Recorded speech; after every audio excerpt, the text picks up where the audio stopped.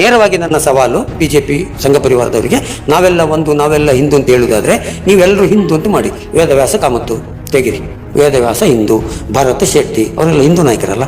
ಭರತ್ ಹಿಂದೂ, ಹರೀಶ್ ಪುಂಜ ತೆಗಿಲಿ, ಹರೀಶ ಹಿಂದೂ, ನೋಡು ಮಾಡಲಿ. ಯಾರು ಬೇಡ ಹೇಳಿದ್ದಾರೆ? ಇಡೀ ದೇಶದಲ್ಲಿ ಕಾಲ್ ಕೊಡಲಿ, ಸಂಘದಲ್ಲಿ ಒಂದು ಸೂಚನೆ ಬಂದರೆ ಎಲ್ಲರೂ ಪಾಲನೆ ಮಾಡಬೇಕು. ಸ್ವಯಂ ಸೇವಕರು ಸೂಚನೆ ಕೊಟ್ಟು ಬಿಡಲಿ. ವೀಕ್ಷಕರೇ, ಕರ್ನಾಟಕದಲ್ಲಿ ಜಾತಿ ಗಣತಿ ಎಂದು ಹೇಳಲಾಗುವ ಜಾತಿವಾರು ಸಮೀಕ್ಷೆ ಆರಂಭವಾಗಿದೆ. ಆದರೆ ಗೊಂದಲಗಳು ನಿವಾರಣೆಯಾಗಿಲ್ಲ, ಪ್ರಶ್ನೆಗಳು ನಿಂತಿಲ್ಲ. ಈ ಹಿನ್ನೆಲೆಯಲ್ಲಿ ಕೆಲವು ಪ್ರಶ್ನೆಗಳಿದ್ದಾವೆ. ಯಾಕೆ ಜಾತಿ ಗಣತಿ ಇನ್ನೂ ಕೂಡ ಕೇಳುವವರಿದ್ದಾರೆ. ಮತ್ತು ಪ್ರಶ್ನೆಗಳಿದ್ದಾವೆ, ಇದು ರಾಹುಲ್ ಗಾಂಧಿಯೋ ಸಿದ್ದರಾಮಯ್ಯವರೋ ತಮ್ಮ ಜಾತಿಗಳ ಜನರನ್ನು ಹೊಡಿಲಿಕ್ಕೆ ಅಂತ ಮಾಡ್ತಾ ಇರೋದು ಅಂತ ಮತ್ತು ಕೇಳ್ತಾ ಇದ್ದಾರೆ. ಯಾಕೆ ನಾವು ಈ ಜಾತಿಗಳಲ್ಲಿ ಇನ್ನೂ ಹಾಕುವ ಪ್ರಯತ್ನ ಆಗಬೇಕು, ಒಡೆದು ಹೋಗಬೇಕು ಅನ್ನುವಂಥ ಪ್ರಶ್ನೆ. ಈ ಎಲ್ಲ ಪ್ರಶ್ನೆಗಳಿಗೆ ಉತ್ತರ ದೊರಕಿಸುವ ದಿಸೆಯಲ್ಲಿ ಚಿಂತನ ರೀತಿಯಲ್ಲಿ ಮಾತನಾಡುವ MG ಹೆಗಡೆ ಅವರು KPCC ವಕ್ತಾರ ನಮ್ಮ ಜೊತೆ ಇದ್ದಾರೆ. ಏನು ಹೇಳ್ತಾರೆ ಕೇಳೋಣ. ಹಿಂದೂ ಸಮಾಜವನ್ನು ಹೊಡಿತಾರೆ ಅಂತ ನೋಡಿ. ಸಿದ್ದರಾಮಯ್ಯ ಮತ್ತು ರಾಹುಲ್ ಗಾಂಧಿ ಅವರು ಹುಟ್ಟಿದ ಮೇಲೆ ಜಾತಿ ವ್ಯವಸ್ಥೆ ಹುಟ್ಟಿದಲ್ಲ. ಇದು ಮೊದಲನೇ ಉತ್ತರ. ಈ ಜಾತಿ ವ್ಯವಸ್ಥೆ ಹೇಳಿದ್ದು ಹುಟ್ಟಿದ್ದು ಎಷ್ಟೋ ಶತಶತಮಾನಗಳಿಂದ ಹುಟ್ಟಿಕೊಂಡಿತ್ತು. ಆ ಜಾತಿ ವ್ಯವಸ್ಥೆಯಲ್ಲಿ ಶೂದ್ರರು ಅಂತ ಏನು ಕರೀತಿದ್ರು, ಅವನಿಗೆ ಕುತ್ತಿಗೆಗೆ ಗರಟೆ ಕಟ್ಟಿಕೊಂಡು ಓಡಾಡಬೇಕಿತ್ತವ. ಅವನ ಎಂಜಲು ನೆಲಕ್ಕೆ ಬೀಳಬಾರ್ದು ಅಂತ. ಅವನ ಬೆನ್ನ ಹಿಂದೆ ಸೊಂಟಕ್ಕೆ ಕಸಬರಿಗೆ ಹಿಡಿಯನ್ನು ಕಟ್ಟಿಕೊಂಡು ಹೋಗಬೇಕಿತ್ತಂತೆ. ಯಾಕೆಂದರೆ ಅವ ಹೋದ ಜಾಗವನ್ನು ಗುಡಿಸಿಕೊಂಡು ಹೋಗಬೇಕು. ಕೇರಳದಲ್ಲಿ ಒಂದು ಬ್ರಾಹ್ಮಣ ಎದುರು ಬಂದರೆ ಅವ 36 ಫೀಟ್ ದೂರ ನಿಲ್ಲಬೇಕಿತ್ತು. SC ಸಮುದಾಯಕ್ಕೆ ಸೇರಿದ ಮಹಿಳೆ ಮೇಲ್ವರ್ಗದವರು ಎದುರು ಬರುವಾಗ ಮೇಲ್ವಸ್ತ್ರವನ್ನು ಹಾಕ್ಲಿಕ್ಕಿರಲಿಲ್ಲ. ಸ್ತನ ತೆರಿಗೆ ಗೊತ್ತುಂಟಲ್ಲ. ಇದನ್ನೆಲ್ಲ ಸಿದ್ದರಾಮಯ್ಯ ರಾಹುಲ್ ಗಾಂಧಿ ಮಾಡಿದ. ಅವ್ರು ಬಂದ ಮೇಲೆ ಆದದ್ದು ಇದೆಲ್ಲ ಆಗಿತ್ತಾ? ಸಮಸ್ಯೆ ಎಲ್ಲಿಯೋ ಹುಟ್ಟಿದ್ದದು, ಅದು ಯಾವಾಗಲೂ ಹುಟ್ಟಿದೆ.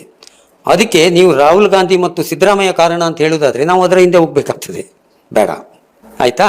ಎರಡನೇದು, ಹಿಂದೂ ಸಮಾಜವನ್ನು ಒಡೆಯುವುದು ಹೇಗೆ? ಜಾತಿ ಆಲ್ರೆಡಿ ಉಂಟು. ಎಲ್ಲರೂ ಅವರವರ ಕಾಲಮಿನಲ್ಲಿ ಜಾತಿ ಬರೀತಾರೆ. ಕೆಲವರು ಭಾರತೀಯ ಅಂತ ಬರೆಯೋರು ಇದ್ದಾರಂತೆ. ಫೈನ್. ಈಗ ನಾನು ಹೇಳೋದು, ರಾಷ್ಟ್ರೀಯ ಸ್ವಯಂ ಸೇವಕ ಸಂಘದ ಶತಮಾನೋತ್ಸವ ಆಗ್ತಾ ಉಂಟು. ಇವರದ್ದು ಹಿಂದೂ ರಾಷ್ಟ್ರದ ಪರಿಕಲ್ಪನೆ ಉಂಟು. ನೋಡುವ, ನಾನೊಂದು ಚಾಲೆಂಜ್ ಕೊಡ್ತೇನೆ. ಕಾಂಗ್ರೆಸ್ನವರು ಹಿಂದೂ ಸಮಾಜವನ್ನು ನೋಡಿ, ನೀವು ಹಿಂದೂ ಸಮಾಜವನ್ನು ಒಟ್ಟು ಮಾಡಲಿಕ್ಕೆ ಒಳ್ಳೆ chance. You can defeat both Rahul Gandhi, Siddaramaiah and Congress. ಹೇಗೆ? ನೀವೆಲ್ಲರೂ ಮೋಹನ್ ಭಾಗವತ ತೆಗಿಬೇಕು. ಮೋಹನ್ ಹಿಂದೂ, ಕಲ್ಲಡಕ ಪ್ರಭಾಕರ ಹಿಂದೂ. ಕಾಲ್ ಕೊಡಿ ನೀವು. 8 PM ಪ್ರೈಮ್ ಮಿನಿಸ್ಟರ್ ಬಂದು 8 PM ಭಾಷಣ ಮಾಡ್ತಾರಲ್ಲ, ಈ ಸಾರಿ ಮೋಹನ್ ಭಾಗವತ್ ಮತ್ತು ಪ್ರಧಾನಮಂತ್ರಿ ಇಬ್ಬರುಗಳು ಬಂದು ಕಾಲ್ ಕೊಡಲಿ. ನಿಮ್ಮ ಎಲ್ಲೆಲ್ಲಿ ಈ ರೀತಿ ಜಾತಿ ಗಣತಿದಾಗ ಹಿಂದೂ ಅಂತ ಬರೀ ಎಲ್ಲರೂ. BJP, RSS ಅವರ ಇಡೀ ಪರಿವಾರವೇ, ಅವರ ಮನೆಗಳೆಲ್ಲ. ಅದಕ್ಕೆ ಕಾನೂನಿನಲ್ಲಿ ಇಲ್ಲ ಹೇಳಲಿಕ್ಕಿಲ್ಲ, ಅವಕಾಶ ಉಂಟು. ಆಮೇಲೆ ಹೋಗಿ ಕೋರ್ಟಲ್ಲಿ ಒಂದು ಸರ್ಟಿಫಿಕೇಟ್ ಮಾಡಿ, ಅಫಿಡಾತ್ ಮಾಡಿ, ನಿಮ್ಮ ಸರ್ಟಿಫಿಕೇಟನ್ನೆಲ್ಲ ಚೇಂಜ್ ಮಾಡ್ಕೊಳ್ಳಿಕ್ಕೂ ಅವಕಾಶ ಉಂಟು. ನೀವು ಬರೀಬೇಕು ಹೇಳಿ ಕಡ್ಡಾಯ ಇಲ್ಲ. ನಾವೆಲ್ಲ ಹಿಂದೂ ಹೇಳ್ತೀರಲ್ಲ, ಎಲ್ಲರೂ ಹಿಂದೂ ಬರೀಬೇಕಲ್ಲ ಆರ್ಡರ್ ಮಾಡಲಿ ನೋಡ. ಇದು ಬೂಟಾಟಿಕೆ, ನಾಟಕೀಯ, ಮುಖವಾಡ, ಆಯಿತಾ? ವಾಸ್ತವದಲ್ಲಿ ಅಲ್ಲವೇ ಅಲ್ಲ. ಮತ್ತೆ ನಿಮಗೆ ಅಲ್ಲಿಗೆ ಸುಮಾರು ಒಂದು 80 ಕೋಟಿಗಳು ಹಿಂದೂ ಅಂತ ಬರೆದ್ರೆ ನಿಮ್ಮದು ಹಿಂದೂ ರಾಷ್ಟ್ರದ ಮೊದಲ ಸಂಕಲ್ಪ, ಮೊದಲ ಮೆಟ್ಟಿಲು ನೀವು ಹತ್ತಿ ಕೂತಾಗಾಯ್ತಲ್ಲ. ಇದು ನೋಡಿ, ಇದು ಕಾಂಗ್ರೆಸ್ಸನ್ನು ಅಥವಾ ನಮ್ಮ ರಾಹುಲ್ ಗಾಂಧಿ ಅವ್ರದ್ದು ನೇರವಾಗಿ ಅವರ ಹೇಳಿಕೆ ಇದೆ. ಏನು? ಈ ದೇಶದ 85ಕ್ಕೂ ಹೆಚ್ಚು % ತಳವರ್ಗದ ಜನ, ಜಾತಿ ಅಲ್ಲ, ಆರ್ಥಿಕವಾಗಿ ಸಾಮಾಜಿಕವಾಗಿ ಹಿಂದುಳಿದ ಜನರಿಗೆ ಯಾವತ್ತೂ ಕೂಡ ಕ್ರೀಮ್ ಅಪ್ ದ ಸೊಸೈಟಿಯಲ್ಲಿ, ಅಂದರೆ ಸೊಸೈಟಿಯ ಸಮಾಜದ ತುದಿಯಲ್ಲಿ, ಮೇಲ್ಪದರದಲ್ಲಿ ಅಧಿಕಾರ ಮತ್ತು ಸಂಪತ್ತು ಕೇವಲ 8-10 ಜನರ ಕೈಯಲ್ಲೇ ಉಳಿತಾ ಉಂಟು. ಈ ಜನಗಳು ಇವನ್ ಜನರಲ್ ವರ್ಗದಲ್ಲಿಯೂ ಕೂಡ ಬಡವರಿಗೂ ಅದು ಸಿಗ್ತಾ ಇಲ್ಲ ಹೇಳುವುದು. ಅದು ಸಿಗ್ತಾ ಇಲ್ಲ ಅಂತ ಹೇಳಲಿಕ್ಕೆ ಇದು ಉತ್ತರ ಸಿಗ್ತದೆ. ಅವರು ಹಂಚಿಕೆ ಎಲ್ಲವೂ ಕೂಡ ಒಂದು 8-10% ಅಧಿಕಾರ ಮತ್ತು ಸಂಪತ್ತು ಅಲ್ಲಿ ಅದು ತಳವರ್ಗಕ್ಕೆ ರೀಚ್ ಆಗ್ತಾ ಇಲ್ಲ. ಇವನು ಮುಸ್ಲಿಮಲ್ಲಿ, ಕ್ರಿಶ್ಚಿಯನ್ರಲ್ಲಿ, ಬ್ರಾಹ್ಮಣರಲ್ಲಿ, ಗೌಡ್ರಲ್ಲಿ, ಎಲ್ಲರಲ್ಲೂ ಒಂದು ವರ್ಗ ಏನು ಮೇಲೆ ಹೋಗಿ ಕೂತಿದೆ, ಅವರು ಮಾತ್ರ ಅದು ತಳಕ್ಕೆ ಹೋಗ್ತಾನೆ ಇಲ್ಲ ಅಂತ ಈ ವಾದ ಹುಟ್ಟಿಕೊಂಡದ್ದು. ಇದು ಪರ್ಫೆಕ್ಟ್ ಆಗಿದೆ. ಮತ್ತು ಇದರಿಂದ ಹಿಂದೂ ಸಮಾಜ ಒಡಿಲಿಕ್ಕೆ ಏನಿಲ್ಲ ರೀ. ಹಿಂದೂ ಸಮಾಜವನ್ನು ಒಡಿತಾ ಇರುವುದು ಇವರು.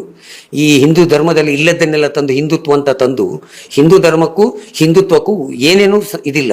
ಜೊತೆಗೆ ದೇಶದ ಸಾಮರಸ್ಯವನ್ನು ಕೂಡ ಹಾಳು ಮಾಡ್ತಾ ಇರುವಂಥದ್ದು ಅವರ ಮೂಮೆಂಟ್ಗಳಿಂದಾಗಿ. ಸೊ ಹಿಂದೂ ಸಮಾಜದಲ್ಲಿ ಜಾತಿ ಮೊದಲು ಇತ್ತು, ಈಗಲೂ ಇದೆ, ಮುಂದೂ ಇರ್ತದೆ. ಜಾತಿ ವ್ಯವಸ್ಥೆ ಹೋಗುದಿಲ್ಲ.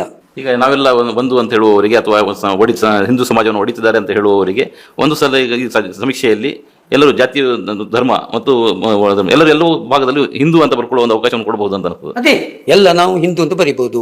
ನೀವು ಇನ್ನೂ ಒಂದು ಹೇಳಿಬಿಡ್ತೇನೆ, ನೀವು ದೇವರನ್ನು ನಂಬುದಿಲ್ಲ, ನಾಸ್ತಿಕ ಅಂತ ಬರಿಬಹುದು. ಯಾರು ಹೇಳಿದ್ದಾರೆ? ಆಮೇಲೆ ನನಗೆ ಜಾತಿ ಇಲ್ಲ, ಈ ಜಾತ್ಯತೀತವಾದದಲ್ಲಿ ಕೆಲವರು ಹೇಳ್ತಾರೆ ನನಗೆ ಜಾತಿ ಇಲ್ಲ. ಫೈನ್, ನನಗೆ ಜಾತಿ ಇಲ್ಲ, ಭಾರತೀಯ. ನೋ ಬಡಿ ಕ್ಯಾನ್ ಕ್ವಶನ್.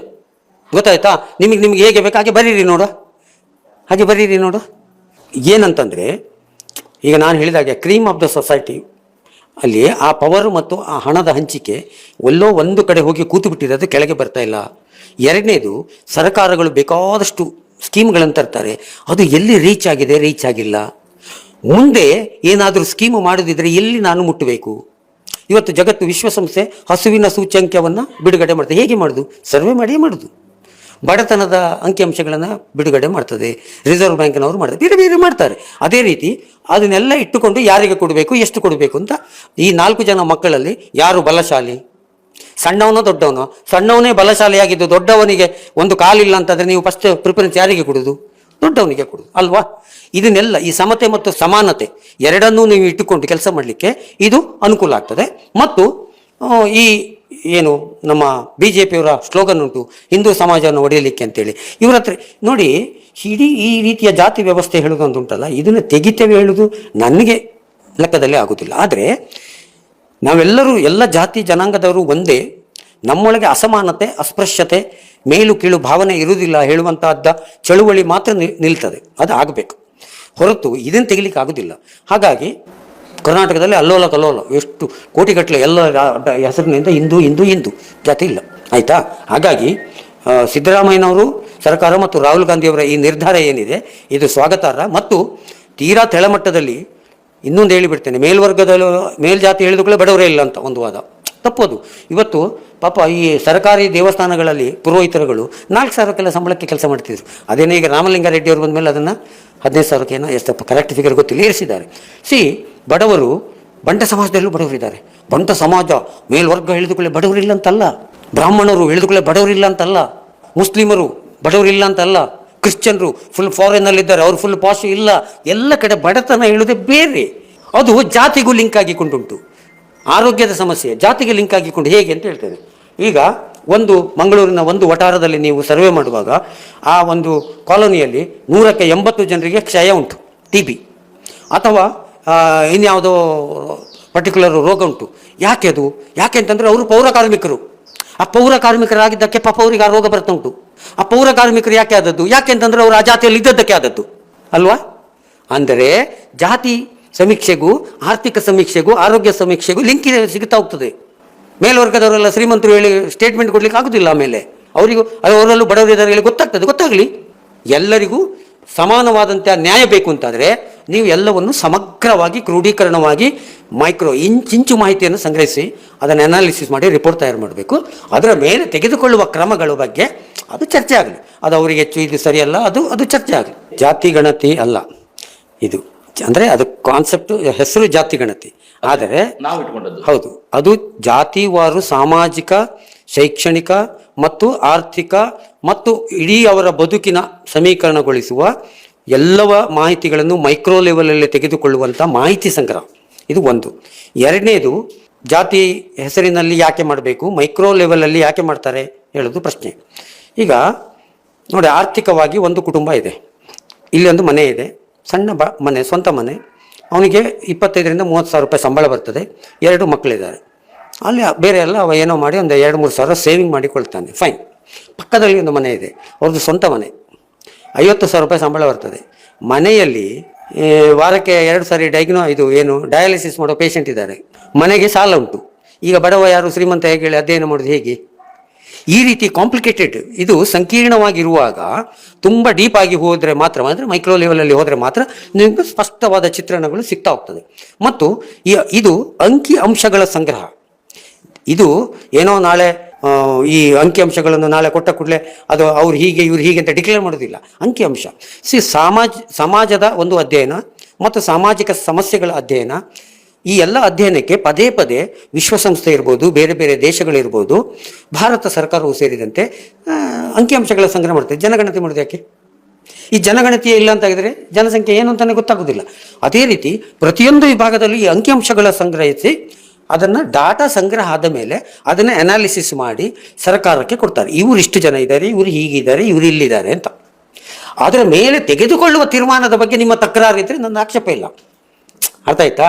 ನೀವು ಮತ್ತೆ ಸಮತೆ ಮತ್ತು ಸಮಾನತೆ, ಒಂದು ಸರ್ಕಾರ ಅಥವಾ ಒಂದು ಸೌಲಭ್ಯಗಳನ್ನು ಕೊಡುವಾಗ ಒಂದು ತಾಯಿಗೆ 4 ಮಕ್ಕಳು, ತಾಯಿ 4 ಮಕ್ಕಳಿಗೂ ಒಂದೇ ರೀತಿ ಊಟ ಹಾಕಬೇಕಲ್ವಾ? ಅದು ಸಮಾನತೆ. ಒಂದು ಮಗು ಸ್ವಲ್ಪ ಅನಾರೋಗ್ಯಕ್ಕೆ ತುತ್ತಾಗಿರ್ತದೆ, ಅದಕ್ಕೆ ಜಾಸ್ತಿ ಫುಡ್ ಬೇಕು ಹೇಳಿದಾಗ ಅದಕ್ಕೆ ಸ್ವಲ್ಪ ಜಾಸ್ತಿ ಕೊಡುದು, ದೊಡ್ಡ ಮಗುವಾಗಿದ್ರೂ ಕೂಡ. ಅದು ಸಮತೆ. ಸಾಮಾಜಿಕ ನ್ಯಾಯದಲ್ಲಿ ಈ ಹಂಚುವ ಪರಿಕಲ್ಪನೆ ಇದನ್ನು ಮಾಡುವುದೇ ಒಂದು ರಾಜಧರ್ಮ ಕೂಡ. ಈಗ 4 ಜನರಲ್ಲಿ 4 ಸಮುದಾಯದಲ್ಲಿ 4 ಸಮುದಾಯಕ್ಕೂ ಒಂದೇ ರೀತಿ ಕೊಡಬೇಕು. ಜೊತೆಗೆ ಒಂದು ಸಮುದಾಯ ಏನೂ ಇಲ್ಲ, ನರಳುತ್ತಾ ಇದೆ ಹೇಳುವಾಗ ಅವರಿಗೆ ಕೊಂಚ ಹೆಚ್ಚು ಕೊಡಬೇಕು ಹೇಳುವುದು ಮನುಷ್ಯ ಧರ್ಮ. ಅದನ್ನೇ ರಾಜಧರ್ಮವಾಗಿ ಪಾಲಿಸಬೇಕು. ಹಾಗಾಗಿ ಈ ಏನು ಒಟ್ಟಾರೆ ಮೈಕ್ರೋ ಲೆವೆಲಲ್ಲಿ ಪ್ರತಿಯೊಂದನ್ನು ಕೇಳ್ತಾ ಹೋಗಿ ಹೇಳಿಕೊಂಡು ಹೋದರೆ ಮಾತ್ರ ಒಂದು ಫ್ಯಾಮಿಲಿಯಲ್ಲಿ, ಒಂದು ಮನೆಯಲ್ಲಿ 2 ವೃದ್ಧರಿದ್ದಾರೆ, ತಂದೆ ತಾಯಿ, ಅವರ ಮಗನಿಗೆ 2 ಲಕ್ಷ ಸಂಬಳ, ಶ್ರೀಮಂತರಲ್ಲ ಅವರು, ಸ್ವಂತ ಮನೆ ಫಾರಿನ್ನಲ್ಲಿದ್ದಾರೆ, ಶ್ರೀಮಂತರಲ್ಲ. ಆ ಮಗ 1 ರೂಪಾಯಿ ಇವ್ರಿಗೆ ಕೊಡೋದಿಲ್ಲ, ಹಾಗೆಂತ ಮಾಡ್ತೀರಿ ನೀವು? ಇವ್ರಿಗೆ ಇನ್ಕಮ್ ಇಲ್ಲ, ಅವ್ರಿಗೆ ಎಂತ ಮಾರಾಯ, 1-2 ಲಕ್ಷ ರೂಪಾಯಿ ಸಂಬಳ ಉಂಟು ಅವನಿಗೆ, ಸ್ವಂತ ಮನೆ, ಇಲ್ಲಿ ತಂದೆ ತಾಯಿಗಳಿಗೆ ಔಷಧಿ ತಗೊಳ್ಳಿಕ್ಕೂ ದುಡ್ಡಿಲ್ಲ. ಇದೆಲ್ಲವೂ ಕೂಡ ಅರ್ಥ ಮಾಡಿಕೊಳ್ಬೇಕು. ಮತ್ತು ಈ ಚಿತ್ರಣವನ್ನು ಕೊಟ್ಟಾಗ ನಾವೆಲ್ಲ ಹಿಂದೂ ನಾಯಕ, ಮುಸ್ಲಿಂ ನಾಯಕ, ಬ್ರಾಹ್ಮಣರ ನಾಯಕ, ಏನು ಬಿಲ್ಲವರ ನಾಯಕ, ಬಂಟರ ನಾಯಕ ಅಂತೇಳಿ ನಾವೇನು ಮೇಲೆ ಬಂದಿದ್ದೇವಲ್ಲ, ಅಂಥ ನಾಯಕರಿಗೂ ಅರ್ಥ ಆಗ್ತದೆ ನಮ್ಮ ಸಮಾಜವನ್ನು ನಾವು ಎಷ್ಟು ಬೆಳೆಸಿದ್ದೇವೆ. ಅವರ ಹೆಸರು ಹೇಳಿಕೊಂಡಲ್ಲ ನಾವು ಬೆಳೆದದ್ದು, ಅವರು ಎಲ್ಲಿದ್ದಾರೆ, ಅವರಿಗೆ ಎಷ್ಟು ನಾನು ಅಧಿಕಾರ ಮತ್ತು ಸಂಪತ್ತಿನಲ್ಲಿ ಪಾಲು ಸಿಗುವ ರೀತಿಯಲ್ಲಿ ಎಷ್ಟು ಕೆಲಸ ಮಾಡಿದ್ದೇನೆ ಹೇಳುವ ಒಂದು ಸತ್ಯ ದರ್ಶನ, ಆತ್ಮಾವಲೋಕನ ಮಾಡಲಿಕ್ಕೆ ಅವರಿಗೂ ಕೂಡ ಅನುಕೂಲ ಆಗ್ತದೆ. ಸ್ನೇಹಿತರೆ, ನಿಮ್ಮ ಅದ್ಭುತ ಬೆಂಬಲದಿಂದ ಸನ್ಮಾರ್ಗ ನ್ಯೂಸ್ ಚಾನೆಲ್ ಈಗ 2 ಲಕ್ಷ ಸಬ್ಸ್ಕ್ರೈಬರ್ಗಳನ್ನು ದಾಟಿದೆ. ಇದು ನಮ್ಮ ಯಶಸ್ಸಲ್ಲ, ಇದು ನಿಮ್ಮ ಯಶಸ್ಸು. ನಮ್ಮ ಮುಂದಿನ ಗುರಿ 4 ಲಕ್ಷ. ಇದು ಕಷ್ಟವಲ್ಲ, ನೀವು ಮಾಡಬೇಕಾದದ್ದು ಸಿಂಪಲ್. ನೀವು ಸನ್ಮಾರ್ಗ ನ್ಯೂಸ್ ಚಾನೆಲ್ ವಿಡಿಯೋವನ್ನ ನಿಮ್ಮ ಸ್ನೇಹಿತರಿಗೆ, ಕುಟುಂಬದವರೊಂದಿಗೆ ಹಂಚಿಕೊಳ್ಳಿ ಮತ್ತು ಅವರಲ್ಲೂ ಸಬ್ಸ್ಕ್ರೈಬ್ ಮಾಡಲು ಹೇಳಿ. ನೀವು ಶಕ್ತಿಯನ್ನು ಕೊಡಿ, ನಾವು ನಿಖರ ಸುದ್ದಿ ಕೊಡ್ತೇವೆ. ಧನ್ಯವಾದಗಳು.